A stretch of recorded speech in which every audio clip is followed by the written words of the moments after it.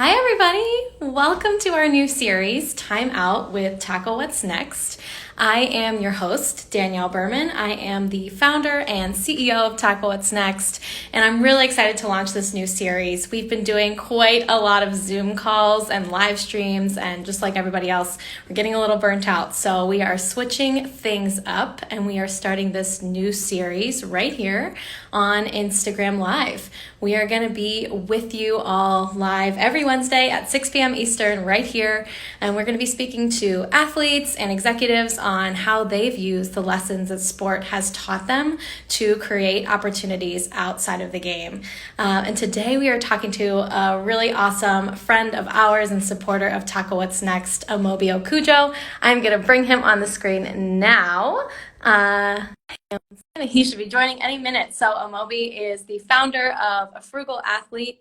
Amobi is the podcaster. He is super involved in the He currently is playing for Austin FC in the USL. So Amobi, thanks for being here. Thanks for being our first guest on the new live series. Nah, thank you so much for having me, and so glad you guys are creating more content. You guys always have great stuff, so happy to be a part of it, and always a pleasure to connect with you.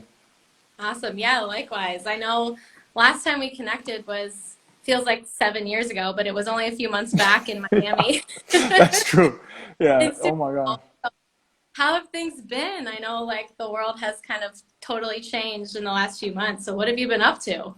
Yeah, it's been quite an adjustment. So our season started and then stopped. So I was able to go back home, hang out with family and friends, mostly family, and just kind of have a reset. Because we weren't really playing soccer at the time. It was more just staying fit and then using the free time to really focus on some of the other endeavors that I'm doing. So it was a blessing.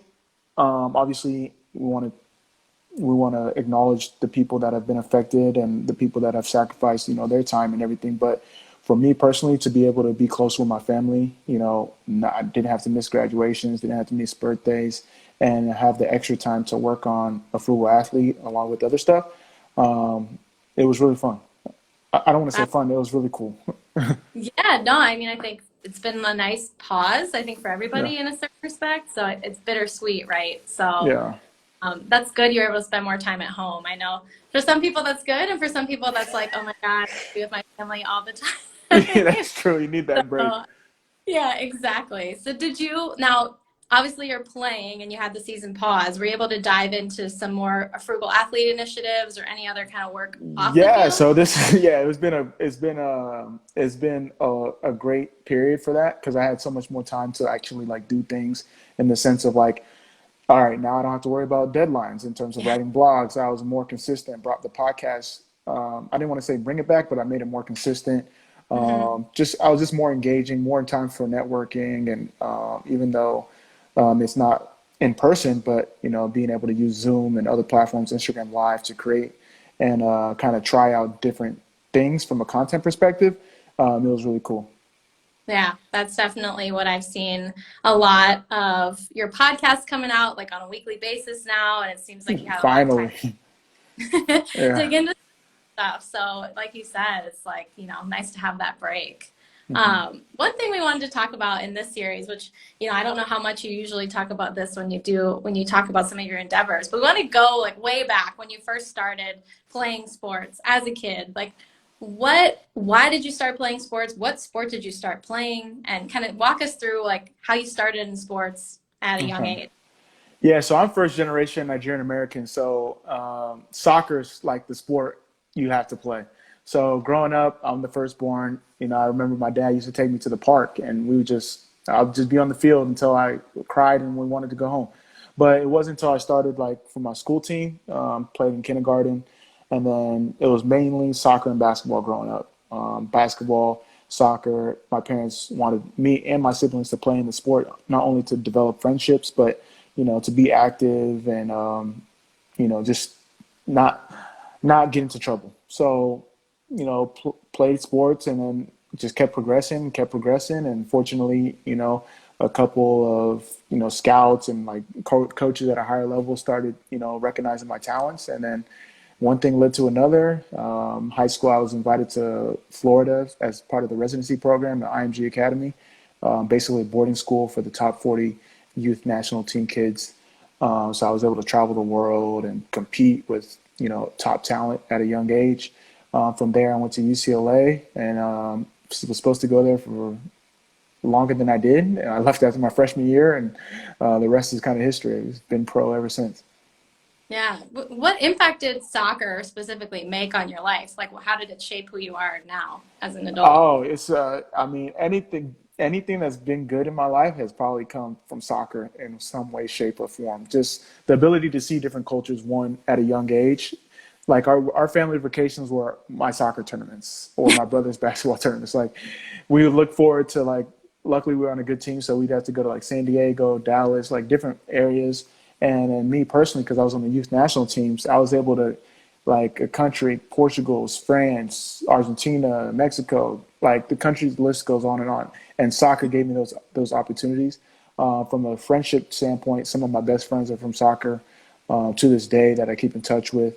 And then on a professional level, being able to use soccer to leverage, the business opportunities that I want, and to be able to take care of my family the way I like, and myself as well. It's been an amazing blessing.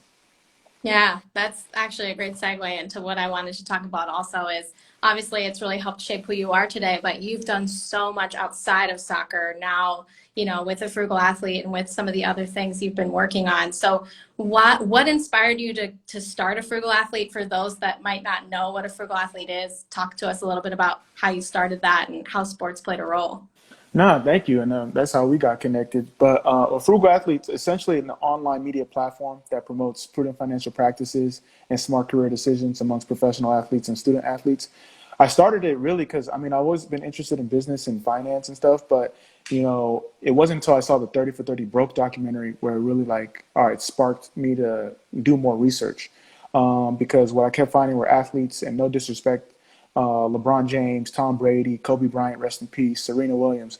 Those athletes are anomalies. I can't Hmm. really compare myself to them from a monetary compensation standpoint, and they're not going to have to worry about having to work. I mean, they will probably, have business endeavors after they're done playing, but they're not going to have to Right. worry about that. And so I did more research, and I kept finding athletes that lost it all. Antoine Walker, Allen Iverson, other athletes that lost it all. And while those stories, those scare tactics work in a sense, I wanted to find athletes that had like solutions. So essentially, a Mm. frugal athlete was started as a platform to highlight different athletes that I kind of look to as role models for, you know, um, being smart athletes in the sense of leveraging their capital and leveraging their resources. As professional athletes, even student athletes, you're in a unique position to take advantage, and there's a lot of good athletes that are taking advantage. We just don't hear about them.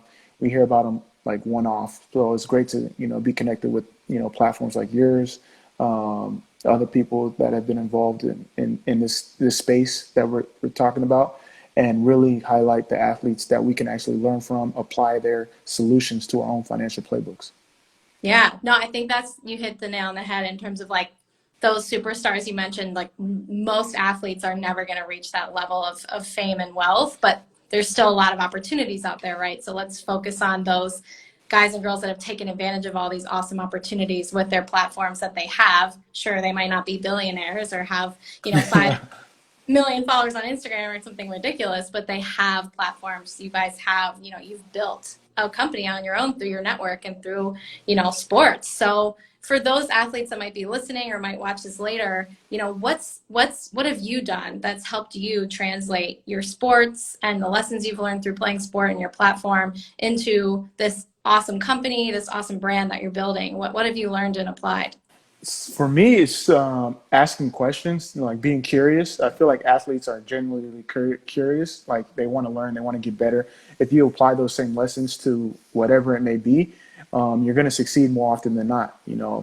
What I found that, you know, executives, sports business, regular corporate, they love athletes in the sense of that they know how to take direction and they know how to apply it and set goals. They don't have to babysit you. They don't have to worry about whether you're going to get the job done. So from that standpoint, being able to, be in these rooms, go to these panels, go to these conferences, and actually learn, like, if you're curious and you ask questions, you're more interested than interesting, people are going to be willing to help. Another thing that I learned is that just you may feel like out of place because you don't have like the credentials, but Mhm. you are more of a value add than especially sports VC, sports tech, sports analytics. They need to know what it's like to be an athlete because very few people have made it to the professional level. So take advantage of that. It might seem like you're bragging or you're not being humbled, talking about the fact that you've made it to the professional ranks, but very few have done it. So use that as a value add and use the soft skills. Use the hard skills that you've learned from sports and apply it to the soft skills that you can use in other situations. Yeah, that's a great point. And I think that whole aspect of like you can get into so many rooms that other people just wouldn't be able to get into just based on the fact that you have these connections through your team and through your, the ownership and the league as a whole. And so start to think about, yeah, you might not be, a superstar, but you have this influence of the fact that, like you said, people want to work with athletes. They have the constructive criticism, they can goal set, they're team oriented, like all these amazing things that if you just put yourself out there and say, hey, I'm really interested, people are going to take you under their wing and be really excited to help you along the way. So I think those Exactly. are great pieces of advice. As we wrap up here, I wanted to kind of see what's coming up for you. Like we're halfway through the year somehow already. What's Yeah, the it's rest crazy. got in store? A lot, there's more content. Definitely want to build out more content from a frugal athlete perspective. The best thing I did this year was delegate, build a team. Um, as athletes, we feel like we can do it all on our own, but that's not the case. The best winners have the best team. So that's been a major key in terms of growing not only a frugal athlete but other ventures that I've been working on. But yeah, so we have more content. We have some courses in the works. We have we have a couple things that I'm excited to share. So A few. yeah, a couple things. So we're just gonna keep pushing, see what sticks, see what doesn't, and then keep iterating from there. Awesome. And where can people find you if they aren't connected with you guys already? So my personal at Amobi says AmobiOkugo.com, but more importantly, a frugal athlete. We're everywhere: Twitter, Instagram, at A Frugal Athlete, www.afrugalathlete.com. Yeah, so we do workshops, speaking engagements, small time consulting, financial coaching consulting. We're not going to tell you what to invest in. We don't want to get sued. Um, and then content on YouTube, LinkedIn, Instagram. Those are the main platforms, but Twitter as well. Awesome. No, this was awesome. Thank you so much for joining us, Amobi. This was a really great, quick hitting kind Oh, of okay, catch. that's quick, huh? You just gonna get rid of Yeah, me already? Okay. I think this was really great. And obviously, if you guys haven't already, please be sure to follow Moby, follow Frugal Athlete. And I know their podcast is in my regular rotation. So make sure you subscribe to that. And I'm excited to see what you guys have coming up with all these workshops. And you're really staying busy. I love it. Trying to 2020. keep up with you guys. Trying to keep up with you guys. Oh no, we're in the same boat. It's a busy year of lots of courses and curriculum coming out because we don't really know what else is going to happen. So That's true.